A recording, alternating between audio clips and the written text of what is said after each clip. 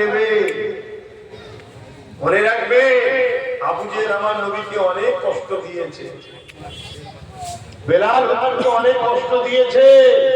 এটা যেমন পরীক্ষা ছিল, সেই আবু জেহেল, উতবা, সাইবা, আবু লাহাবকে আল্লাহ জনমের মতো মিটিয়ে জাহান্নামে পৌঁছে দিয়েছে। এখানে আরো একটা কথা বলে নি, বিমার হওয়া কয়েকটা কোয়ালিটি আছে।